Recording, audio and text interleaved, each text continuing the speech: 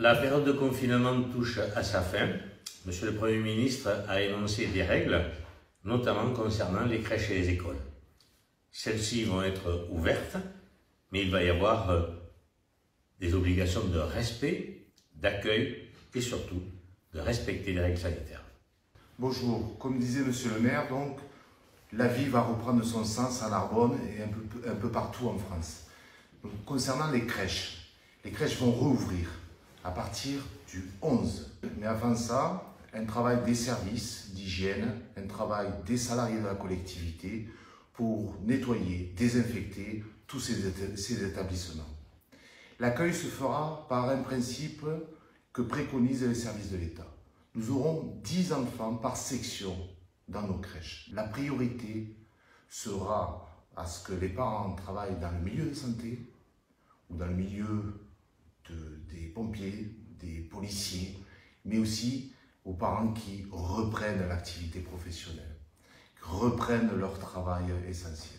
La ville de Narbonne se donnera les moyens d'accueillir, comme à son habitude, nos enfants dans de bonnes conditions sanitaires. Le service de santé, le service d'hygiène, les services qui touchent les écoles sont au travail depuis quelques jours pour cette réouverture.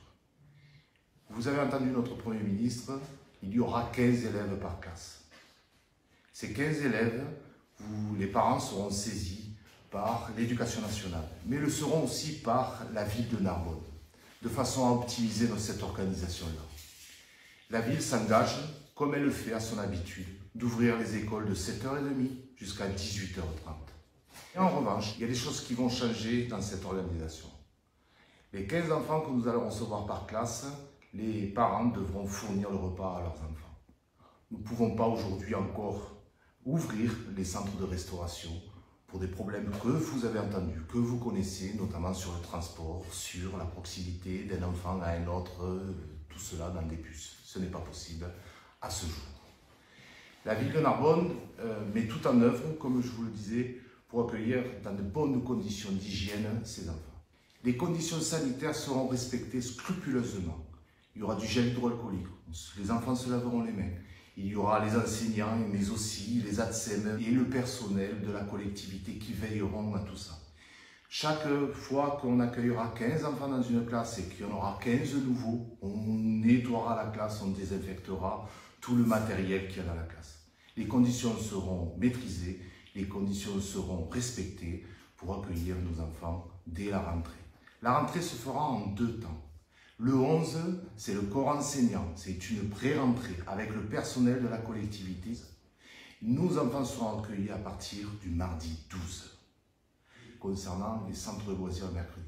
Dans un premier temps, il n'y aura pas de regroupement, nous n'accueillerons pas d'enfants le mercredi après-midi.